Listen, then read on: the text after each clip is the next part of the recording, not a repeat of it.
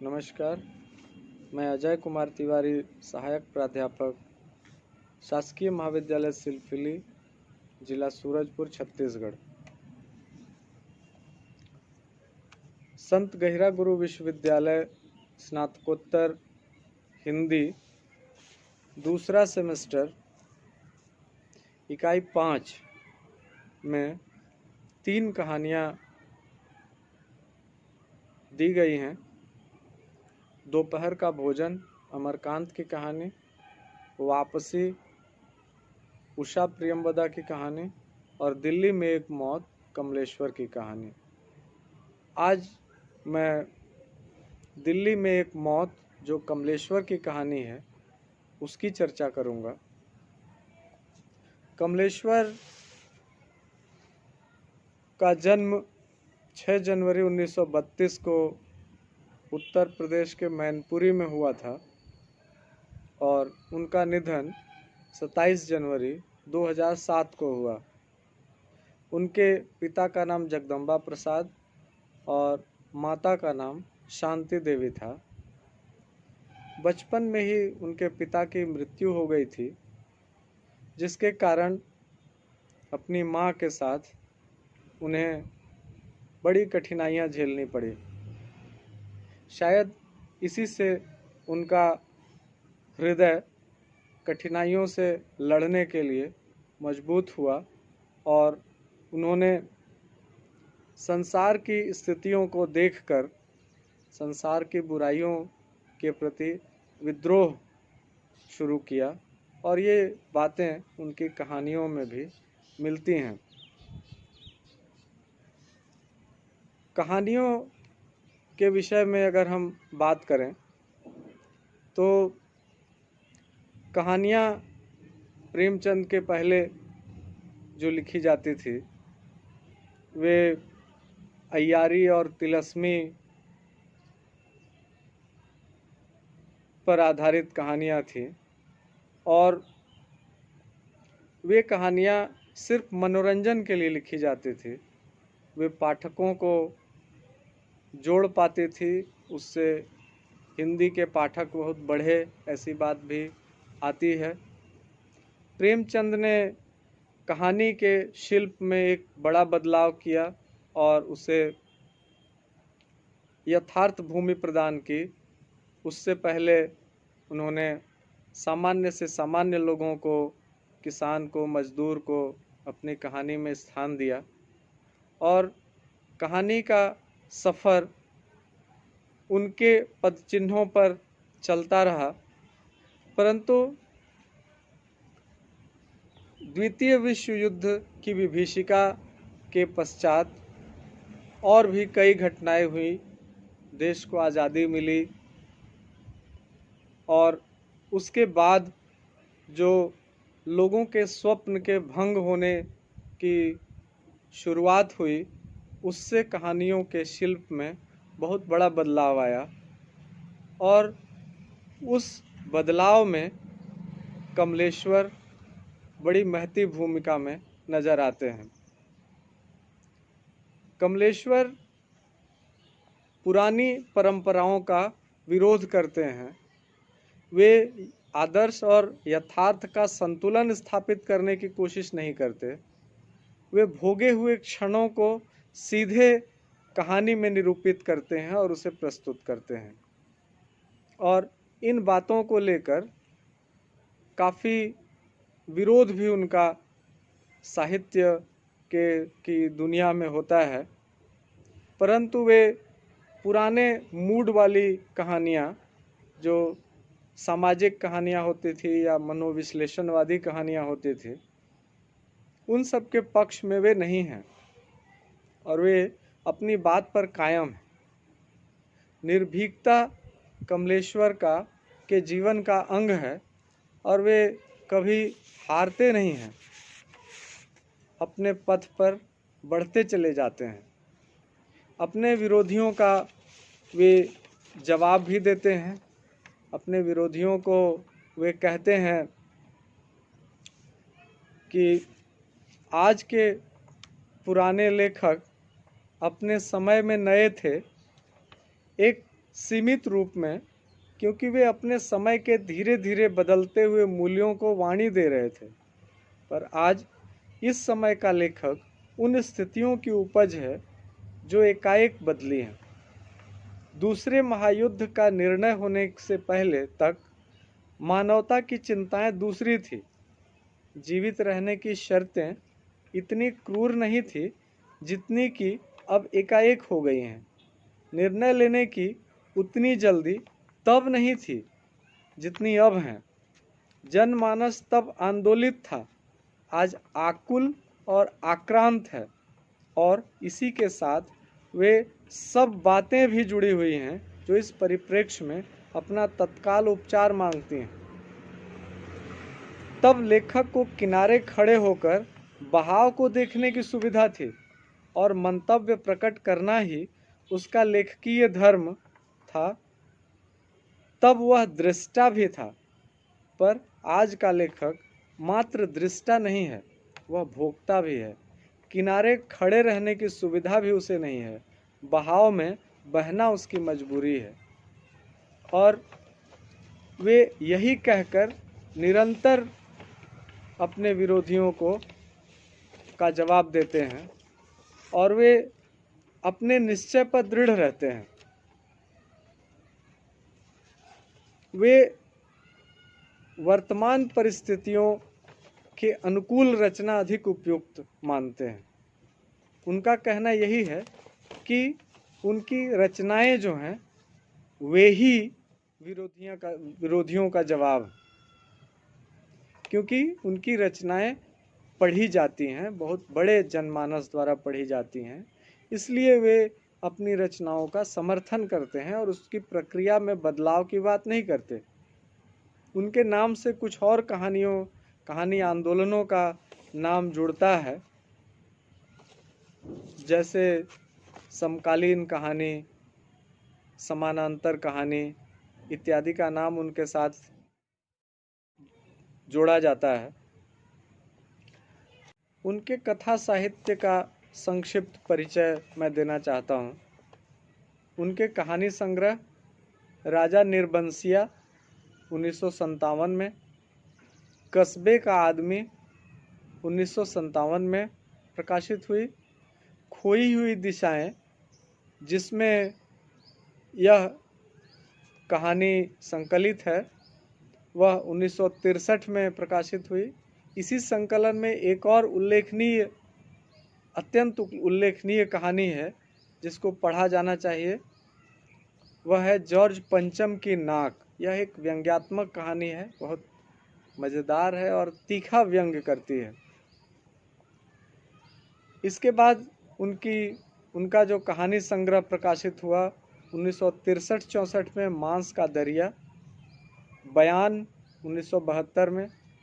उनके उपन्यासों में एक सड़क 57 गलियां 1956 में, डाक बंगला 1962 में, लौटे हुए मुसाफिर 1963 में, तीसरा आदमी 1976 में, काली आंधी 1974 में, आगामी अतीत 1975 में, समुद्र में खोया हुआ आदमी 1980 में, वही बात 1980 में, सुबह दोपहर शाम 1982 में, रेगिस्तान 1988 में और कितने पाकिस्तान 2000 ईस्वी में।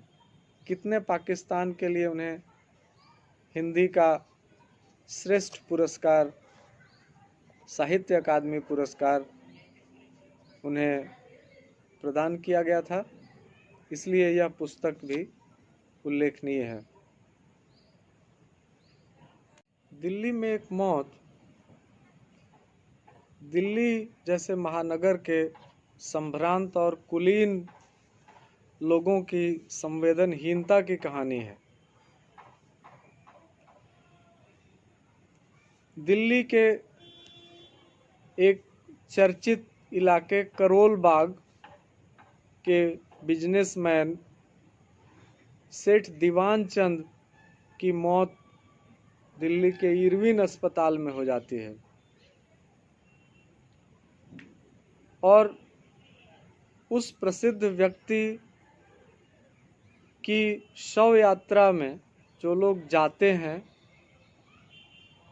उनकी जो तैयारियां होती हैं, उनकी प्रतिक्रिया, उनकी सोच और उनकी संवेदनहीनता इस कहानी का मुख्य विषय है। कहानी शुरू होती है ठंड के समय, चारों ओर कोहरा छाया हुआ है और लोग ठंड से बेहाल हैं, कोई कहीं जाना नहीं चाहता, पर सभी अपने अपने ऑफिस के लिए, दफ्तर के लिए अपनी तैयारियों में व्यस्त हैं। सेठ दीवान चंद बहुत प्रसिद्ध व्यक्ति हैं और लेखक जिस मोहल्ले के विषय में लिखते हैं उस मोहल्ले या उस बिल्डिंग के लगभग हर घर के लोग उनसे किसी न किसी रूप में संबंधित हैं और शव यात्रा में सब शामिल होते हैं। पर सुबह की उनकी तैयारियां लेखक को आश्वस्त कर कि वे शव यात्रा में नहीं जाने वाले हैं। अतुल मवानी का जूते पॉलिश करना, कपड़ा प्रेस करने के लिए प्रेस मांगने के लिए आना, लेखक के हिसाब से यह साबित करता है कि वह शव यात्रा में जाने वाला नहीं है। सरदार जी नाश्ते के लिए मक्खन मंगवाते हैं तो लेखक सरदार जी के लिए भी यही सोचता है कि वह नहीं जाएंगे। वासवानी परिवार अन्य दिनों की तरह नहा धोकर तैयार हो रहा होता है, जिसकी आवाज़ लेखक के कानों तक पहुंचती है, तब भी वह ये सोचता है कि वो भी नहीं जाने वाले। वो ये भी कहता है कि इन परिवारों का सेठ दीवान चंद के यहाँ पर्याप्त आना जाना है और वो कहता है कि मेरी तो बस जान पहचान ही है, मैं तो 4-5 बार ही गया हूँ, तो ये जगह अगर नहीं जाएंगे तो मेरे जाने का तो सवाल ही नहीं उठता।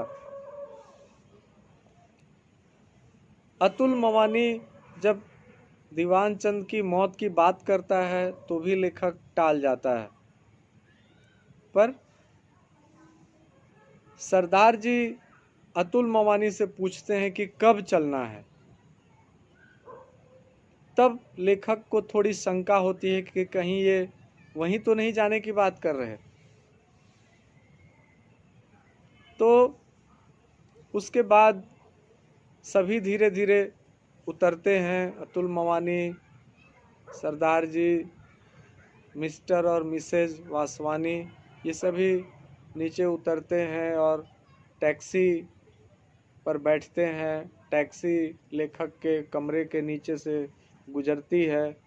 तब लेखक को यह विश्वास हो जाता है कि ये शव यात्रा में ही जा रहे हैं। ठीक उसी समय शव यात्रा भी वहाँ से गुजरती है। लेखक भी अपनी ओवरकोट पहनता है और वह भी निकल जाता है, पर वह यह देखता है कि शव यात्रा में कुल 7 लोग ही हैं, जिसमें 7वां लेखक खुद है। वहाँ बहुत संवेदना प्रकट करने जैसी स्थिति किसी के साथ नहीं होती। आगे जब मोड़ पर जब शव यात्रा पहुँचती है तब वहाँ वह गाड़ियों का, कारों का रेला देखता है, जहाँ महिलाएं और पुरुष अलग अलग भागों में बंटकर हंसी ठट्ठा कर रहे होते हैं। शव यात्रा जब वहाँ पहुँचती है तब लोग शांत होते हैं और फूल मालाएं चढ़ाने की प्रक्रिया पूरी की जाती है और उसके बाद वही कुल 7 लोग वहाँ बचते हैं। बाकी सभी अपने अपने दफ्तरों या घरों को प्रस्थान करते हैं। उसमें स्त्रियां पूरी तरह से आपस में बातचीत करती हैं और जिस तरह से लोग पार्टियों में जाते हैं उस तरह उनकी हरकत होती है। सब हाय बाय करती हैं और निकल जाती हैं, वैसे ही पुरुष जो हैं वो भी धीरे धीरे करके एक एक निकल जाते हैं। अर्थी भीतर पहुंचती है, शव गृह में पहुंचती है और वहाँ दाह संस्कार की क्रिया की जाती है। वहाँ वही कुल 7 लोग होते हैं। तब लेखक खुद भी सोचता है कि मैं भी यदि तैयार होकर आया होता तो मैं भी ऑफिस के लिए निकल जाता। फिर वह सोचता है कि ऑफिस घर जाकर तैयार होकर चला जाऊं या इस शव यात्रा के नाम पर छुट्टी ले लूं। बहुत बड़ी विडंबनाएं यहाँ उभर कर आती हैं कि लोग इस नाम पर छुट्टियां ले लिया करते होंगे। जिस तरह वह संवेदनहीनता की स्थिति देखता है, कोई संवेदना प्रकट करने उनके परिजनों के पास नहीं जाता। शव यात्रा में शामिल होना सिर्फ दिखावा की तरह होता है। उस संवेदनहीनता से महानगरीय जीवन के कुलीन और संभ्रांत जो परिवार हैं उनकी स्थिति प्रकट होती है। आमतौर पर आप देखेंगे कि पहले वाली स्थिति अब इस मामले में नहीं रही। संवेदनाएं लोगों की धीरे धीरे लुप्त होती जा रही हैं। जो कार्यक्रम छोटे छोटे शहरों में भी अब होते हैं, यह कहानी चूँकि 60 वर्ष लगभग पहले की लिखी हुई है, तो अब ये सब स्थितियां अब छोटे छोटे शहरों में और गांवों तक भी ये सब स्थितियां धीरे धीरे पहुंच रही हैं। कहानी में लेखक के अतिरिक्त कुल 4 पात्र हैं: अतुल मवानी, सरदार जी, मिस्टर वासवानी और मिसेज वासवानी।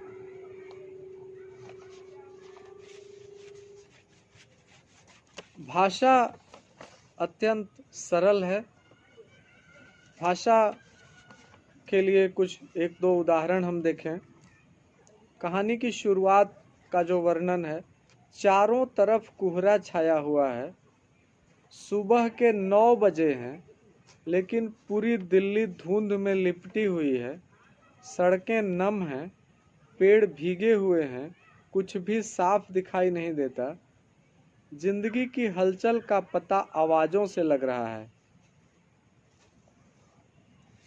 बिल्कुल सीधा वर्णन, जैसे आंखों देखी घटना हो। पूरी शव यात्रा का वर्णन आंखों देखी घटना की तरह ही होता है।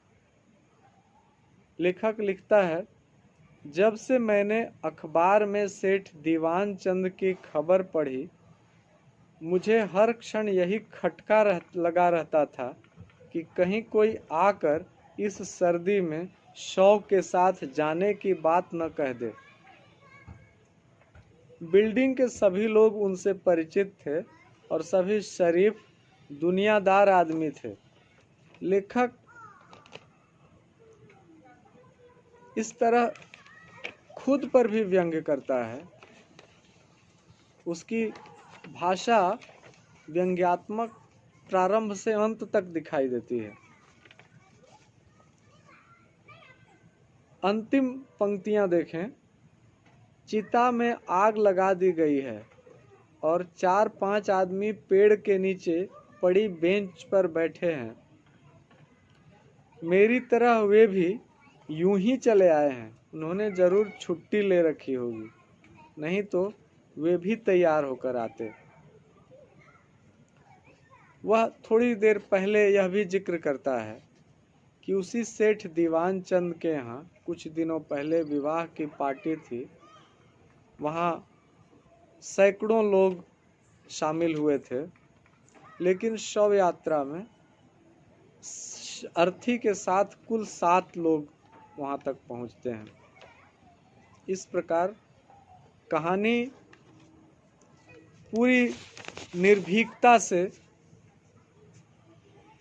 शहरी वर्ग की संवेदनहीनता का वर्णन करती है और कमलेश्वर इस कहानी के लेखन के में अपने उद्देश्य में पूर्णतः सफल रहे हैं। धन्यवाद।